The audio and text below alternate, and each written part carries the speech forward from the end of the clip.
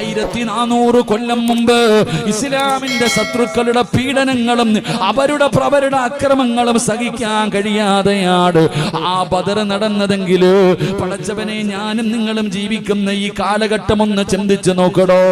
അതേ കാലഘട്ടത്തെ ഓർമ്മപ്പെടുത്തുന്ന രീതിയിലാണ് പടച്ചവനെ വല്ലാത്ത പരീക്ഷണത്തിന്റെ നടുവിലൂടെയാ ഞാനും നിങ്ങളും കടന്നു പോകുന്നത്. ഇതുപോലെ പല പല അക്രമങ്ങൾ നടന്നുകൊണ്ടിരിക്കുകയാ. വല്ലാത്ത പീഡനങ്ങളാണ് മുസ്ലിം സമുദായം പടച്ചവനെ പേരുദോഷവും അപവാദങ്ങളും കേട്ടുകൊണ്ടിരിക്കുന്ന ഒരു കാലഘട്ടത്തിലാണ്.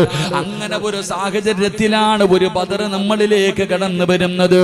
എന്റെ പ്രിയപ്പെട്ടവരെ, അപ്പൊ ഇങ്ങനെ പരീക്ഷണങ്ങളുടെ നടുവിൽ ജീവിക്കുമ്പോ നമ്മളും ആ ബദരീങ്ങളെ പോലെയാണ് ആകേണ്ടത്. ആ ബദരീങ്ങൾക്കുള്ള ഗുണങ്ങളാണ് എനിക്കും നിങ്ങൾക്കും വേണ്ടത്. ആ ബദരീങ്ങൾ അങ്ങനെ ആയിരുന്നു. അവരുടെ ഈമാൻ, അവരുടെ ആഗ്രഹങ്ങളും മോഹങ്ങളും മുഴുവനും അവര് മാറ്റിവെച്ചവരാണ്. അവർ അല്ലാഹുവിന് വേണ്ടി ജീവിച്ചവരാണ്. എന്റെ പ്രിയപ്പെട്ടവരെ, അതുകൊണ്ട് ഓരോ ബദർ ദിനം കടന്നു വരുമ്പോഴും അതിൽ നിന്ന് പഠിക്കേണ്ട ചില പാഠങ്ങളുണ്ട്. അതുകൊണ്ട് നമുക്ക് വേണ്ടത് 1 ഈമാനാണ്, 2 തഖ്വയാണ്. പടച്ചവനെ നമ്മുടെ മോഹങ്ങളും ആഗ്രഹങ്ങളും മാറ്റിവെക്കലാണ്.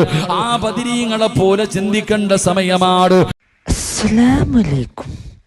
ഇതെൻ്റെ യൂട്യൂബ് ചാനലാണ്. സിറാജ് ഖാസിം വാളും നല്ല നല്ല വാളാണ്. എല്ലാവരും നോക്കണം. നല്ല ബിസിൻ വാള്. പിന്നെ ഷെയർ ആക്കണം, ലൈക്ക് കൊണ്ട് ഒത്തണം, പിന്നെ ബെല്ലൈക്കൺ ഒത്തണം. പിന്നെ എല്ലാവരും വലിയ വീഡിയോസ് എല്ലാം നോക്കണം പ്ലീസ്. നിങ്ങൾ സപ്പോർട്ട് മെയിനായിട്ട് വേണ്ടത്.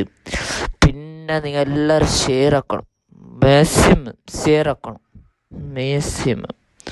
പിന്നെ എൻ്റെ ടൈമെല്ലാം കംപ്ലീറ്റ് ആയിട്ടാണ് മെയിനായിട്ട്. പിന്നെ എല്ലാം കോപ്പറേറ്റ് എല്ലാം മെയിൻ. പ്ലീസ് സപ്പോർട്ട് വേണം മെയിനായിട്ട്. ഓക്കെ.